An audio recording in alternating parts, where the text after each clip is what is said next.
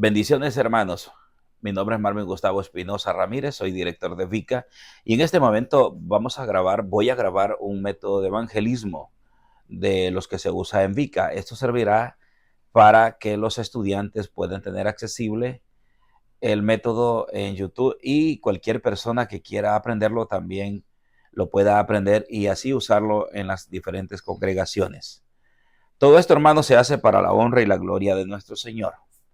El método que vamos a grabar el día de hoy se titula la pared intermedia.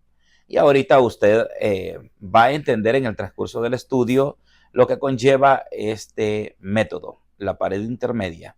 Bueno, aquí hay una parte que la vamos a saltar y es la parte de la introducción, que es donde uno saluda a las personas, eh, hace amistad con las personas y pues también hace una pequeña investigación sobre cómo está la condición espiritual de la persona. Eso usted lo puede hallar siempre en el canal de YouTube aquí de VICA y se llama El Diagnóstico. Ahí podría usted encontrarlo.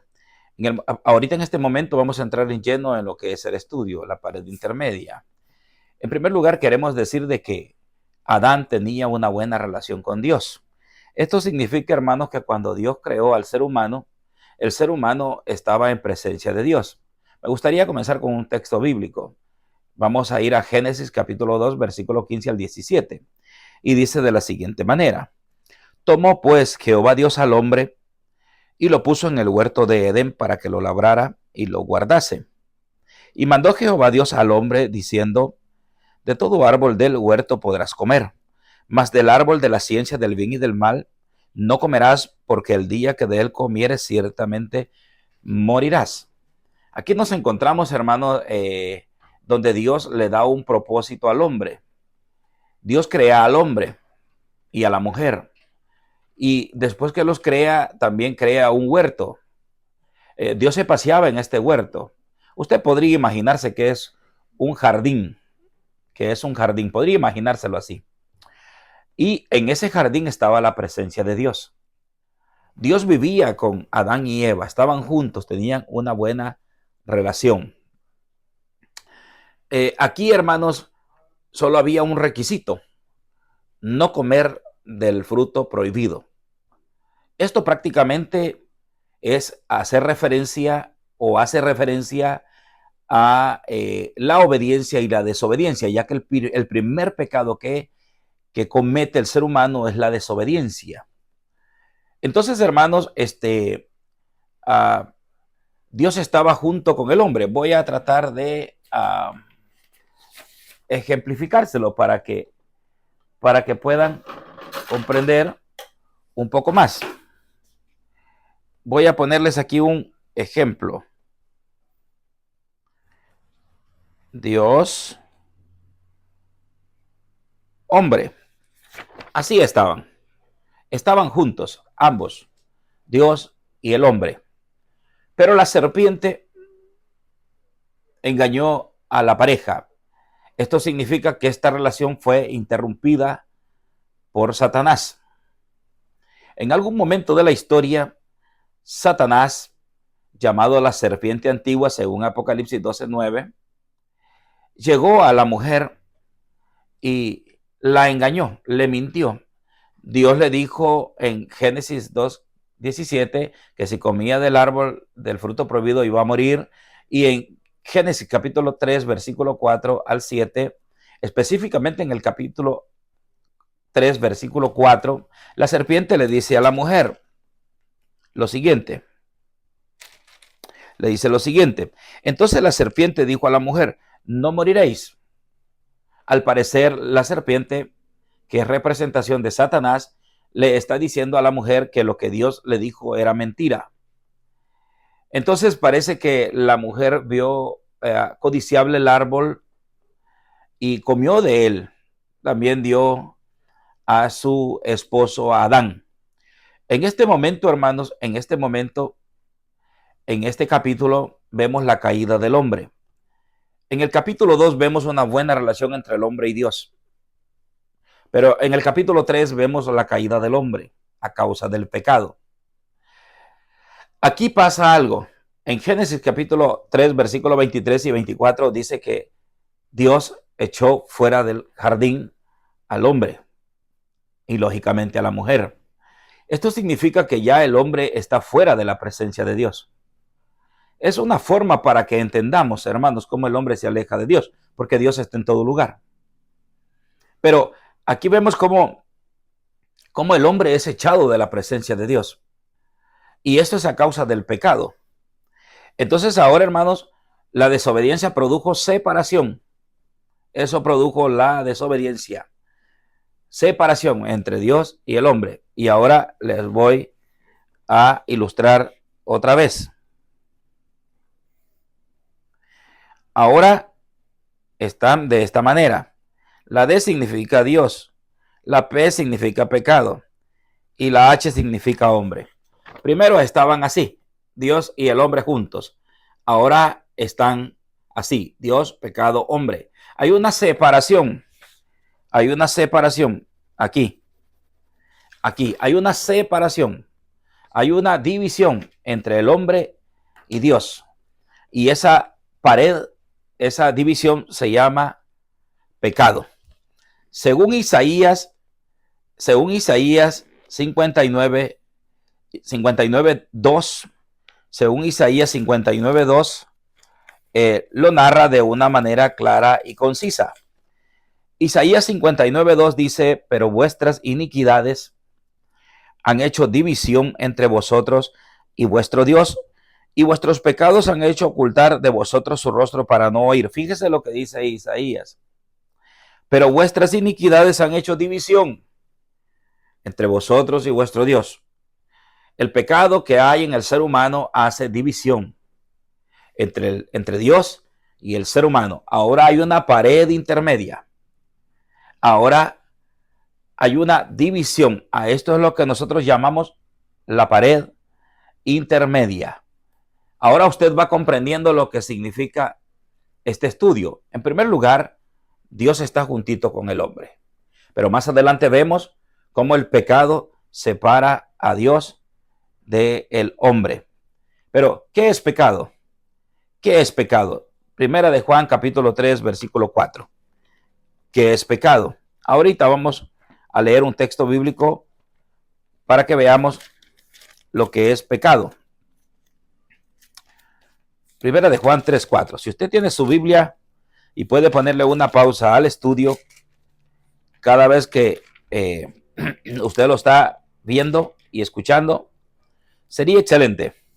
Primera de Juan 3, 4 dice de la siguiente manera: todo aquel que comete pecado infringe también la ley, pues el pecado es infracción de la ley. Qué interesante, hermanos. ¿Qué es pecado? Pecado es errar al blanco. Así de fácil. Pecado es infringir la ley. En este caso, la ley de Dios. Podríamos hablar de los mandamientos, pero también podríamos hablar de la gracia en Cristo Jesús. Pecado es, hermanos, no dar en el círculo. Los judíos tenían un juego y ellos ponían un escudo a lo lejos y tiraban flechas. Y según la historia, hermanos, cuando ellos no le daban al escudo, decían pequé. Eso significa fallé, erré, no le di al blanco. Bueno, el ser humano al parecer falla. El ser humano es imperfecto. Todos cometemos pecado. Todos hemos fallado en algún momento. Eso significa de que si nosotros fallamos, estamos lejos de la presencia de Dios. Fíjese qué bonito. Voy a recapitular un poquito esto. La pared intermedia es el tema. La pared intermedia. La primera idea es que nosotros en algún momento, bueno, en el caso de Adán, en algún momento estaba junto con Dios en el huerto. Pero vino Satanás, lo engañó y entonces fueron echados del huerto. A esto, según Isaías, se le llama la pared intermedia. Fueron separados, fueron divididos de la presencia de Dios. porque el ser humano no puede estar con pecado en la presencia de Dios. Y pecado significa errar al blanco. Entonces llegamos a la conclusión de que todos fallamos. Y al fallar, mis queridos amigos y mis queridos hermanos, quedamos expuestos a dos cosas: a la muerte y al sepulcro. No nos espera nada más. Según 2 Timoteo, capítulo 1. Por favor, vaya conmigo a la escritura. 2 Timoteo, capítulo 1, versículos 9 y 10. 2 Timoteo 1, 9 y 10 dice de la siguiente manera: quien nos salvó y llamó con llamamiento santo, no conforme a nuestras obras, sino según el propósito suyo y la gracia que nos fue dada en Cristo Jesús antes de los tiempos de los siglos, pero que ahora ha sido manifestada por la aparición de nuestro Salvador Jesucristo, el cual quitó la muerte y sacó a luz la vida y la inmortalidad por el evangelio. Aquí, hermanos, en estos textos habla del llamamiento que Dios hace a las personas. Y claro, no según sus obras, porque ya dijimos de que nosotros fallamos, sino más bien según la gracia del Señor, la gracia de Dios, la misericordia, la bondad. Esto estaba de alguna manera predestinado desde antes de los tiempos, de que Jesucristo iba a dar su vida por cada uno de nosotros. ¿Por qué, hermanos? Porque simple y sencillamente Él vino aquí a manifestarse para quitar la muerte. De esto es lo que estamos hablando. Nosotros estábamos expuestos, y aún la persona sin el Señor, sin Cristo, está expuesta solamente a la muerte, tanto física como eterna. Hermanos, amigos, si usted muere sin Cristo, si usted parte de esta vida sin Cristo, usted no tiene esperanza de vida eterna. ¿Por qué? Porque el pecado ha hecho división entre usted y Dios. Esto significa de que usted está en enemistad con Dios si todavía no se ha reconciliado con Él a través de Cristo Jesús. Damos gracias a Dios porque Cristo vino a morir por cada uno de nosotros. Y ahora Cristo quitó la muerte. Cristo venció la muerte. Alabado sea el Señor. Mire qué hermoso esto. Cristo venció la muerte y ahora nosotros podemos tener esperanza de vida eterna. ¿Por qué, hermanos? Porque el pecado es igual a muerte, igual a sepulcro. O sea, estamos hablando, hermanos, que el pecado solo, la paga del pecado solo lo va a llevar a la muerte, a la condenación eterna. Dios dijo en Génesis 2:17, porque el día que de él comáis, ciertamente moriréis. Y Dios no miente, hermanos.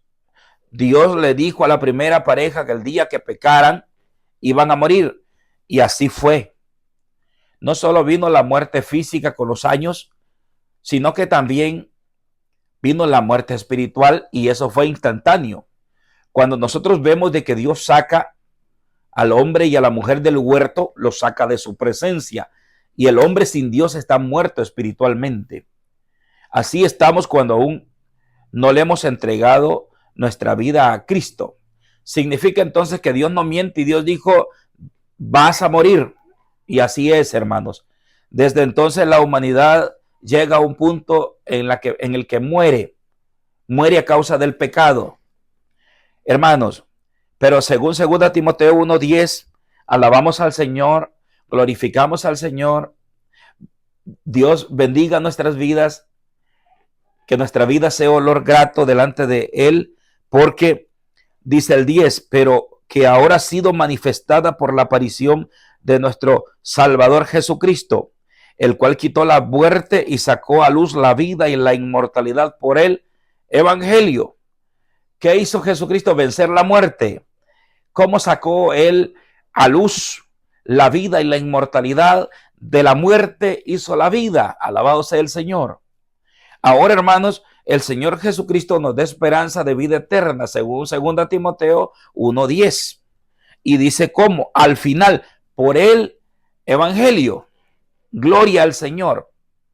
Esa pared intermedia que está entre el hombre y Dios ahora puede ser destruida, puede ser derribada, porque Cristo Jesús la vino a derribar para usted. Y eso es lo que queremos transmitirle hoy, que usted el día de hoy puede obtener salvación donde quiera que escuche este mensaje. También usted puede transmitírselo a otras personas. Amados hermanos, Cristo Jesús rompió la muerte, la venció, la destruyó, la pisoteó.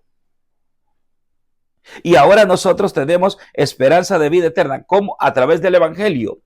Según 1 Corintios 15, del 1 al 4, ¿qué es evangelio? Según 1 Corintios 15, del 1 al 4, evangelio es lo siguiente. Además os declaro, hermanos, el evangelio que os he predicado, el cual también recibisteis, en el cual también perseveráis, por el cual asimismo, si retenéis la palabra que os he predicado, sois salvos, si no creísteis en vano. Aquí, hermanos, es importante de que ustedes puedan notar de que este capítulo habla del evangelio, pero no menciona muy seguidamente la palabra evangelio. La menciona una vez en el versículo 1. Además os declaro, hermanos, el evangelio que os hemos predicado. De ahí para allá, el apóstol Pablo va a hablar del evangelio. Y dice el versículo 3, porque primeramente os he enseñado lo que asimismo recibí.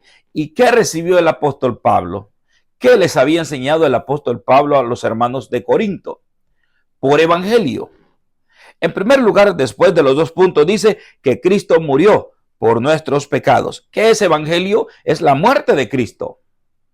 Alabado sea el Señor. La muerte de Cristo es el evangelio. Cristo tuvo que entregar su vida en olor fragante para vencer la muerte.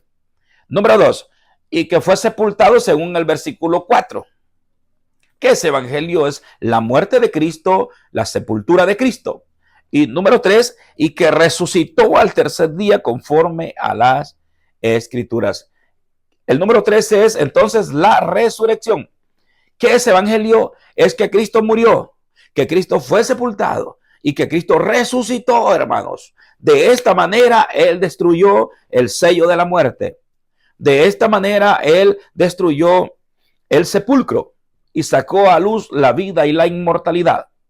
Ahora el ser humano puede tener la salvación a través del evangelio, a través de creer en el evangelio.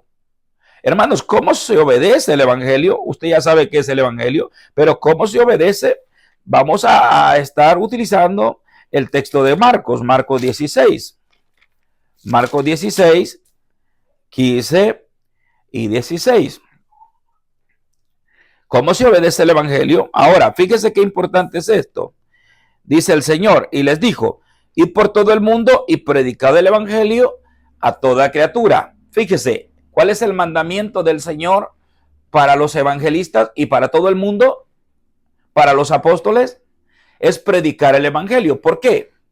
Porque a través del evangelio Cristo destruyó la muerte. Porque a través del evangelio ahora las personas pueden tener salvación. Esto es algo, hermanos, que puede romper esa pared que está separándolo de Dios. En este momento vemos de que el Señor mandó a predicar el evangelio. ¿Cuál es la forma de obedecerlo? Escuche, ¿cómo se obedece? Según Marcos 16, 16, el que creyere y fuere bautizado será salvo, mas el que no creyere será condenado. Por favor, le voy a pedir de que no me distorsione el texto bíblico y que llevemos al pie de la letra lo que Jesucristo ordenó. Porque esto no lo ordenó ningún hombre, esto no lo ordeno yo, no lo ha ordenado ningún hombre cualquiera, lo ordenó Cristo Jesús, que fue quien rompió la muerte. ¿Cómo se obedece? Se obedece a través de creer. El que creyere, dice, a través de creer. En primer lugar, tiene que creer. ¿En qué tiene que creer? Tiene que creer en el evangelio. Pero hay más todavía. El que creyere y fuere bautizado. Hay 2 cositas que tiene que hacer para obedecer. Número 1, tiene que creer. Y número 2, tiene que ser bautizado. Número uno, tiene que creer. Número dos, tiene que ser bautizado. La persona que quiera romper esa barrera de pecado tiene que creer en el Evangelio de Cristo Jesús y tiene que ser bautizado creyendo en el Evangelio. Mire qué importante. Si yo le pregunto a usted si cree, estoy seguro que usted me dirá que sí. La pregunta es, ¿le gustaría a usted romper esa barrera de pecado? Porque no solo se rompe creyendo, el creer también puede ser vano, puede ser falso, porque si el creer no se lleva a la acción, entonces queda en algo vano, en algo falso. Pero si usted tiene un creer firme, usted querrá romper esa barrera de pecado, esa pared intermedia. El día de hoy no solamente tiene que creer, también tiene que ser bautizado según el versículo 16. Pero ahora la pregunta es, ¿cómo se obedece al bautismo? ¿Cómo se obedece al bautismo? Hermanos, simple y sencillamente, la palabra del Señor nos va a decir cómo se obedece al bautismo. Vamos a ir a Colosenses capítulo 12. Colosenses 2. Colosenses 2. Esta Biblia está algo nueva, hermanos, y se me pega un poco, pero aquí lo hallamos ya. Colosenses 2, 13. Dice la palabra del Señor. Y a vosotros, eso es un pronombre, podría ser y a ustedes, y a vosotros estando muertos en pecado y en la incircuncisión de vuestra carne, os dio vida juntamente con él, perdonándolos todos los pecados. ¿Cómo está la persona cuando está sin Cristo? Mire qué interesante. Y a vosotros estando muertos en pecados. Aquí está, hermanos, la pared intermedia. Si usted no ha entregado su vida a Cristo, todavía está la pared intermedia en su vida que lo separa entre Dios y usted. No puede ignorar la palabra de Dios. Si usted está en pecado, está muerto, espiritualmente hablando. Está muerto. Pero Cristo Jesús quiere darle vida con él, perdonándoles todos los pecados. El Señor Jesucristo quiere perdonar todos sus pecados y los pecados de toda la humanidad. Porque si usted muere en pecado, usted está separado de Dios y podría exponerse a la condenación eterna. Si usted muere sin Cristo, es peligroso que su alma se pierda. Pero Cristo quiere perdonarle todos los pecados. Ahora, ¿cómo? ¿Cómo quiere perdonarle todos sus pecados? Según el versículo 12 del mismo capítulo 2, de la siguiente manera. Sepultados con él en el bautismo. ¿Cómo se obedece el bautismo? Bueno, es una sepultura. Tiene que haber mucha agua para que la persona sea sumergida dentro del agua. Así, hermano, es como se obedece el bautismo. Y es necesario que la persona crea y sea bautizada para que sea salva, según Marcos 16:16. Entonces aquí vemos cómo se obedece el bautismo. Se obedece a través de la sepultura, pero ya no es la sepultura de Cristo, es la sepultura suya, en el agua, representando la sepultura de Cristo Jesús. Mire cómo dice, sepultados con él, haciendo referencia a Cristo Jesús, en el bautismo. Ese es el primer paso que se da. Entonces, lo primero es siendo sepultado, en el cual fuiste también resucitados con él. Aquí está el segundo paso, que prácticamente se convierte en el tercero. Porque el primero es que usted reconoce que está muerto. Según el versículo 13, estamos muertos en pecados. Y usted reconoce y usted decide morir a eso y vivir para Cristo.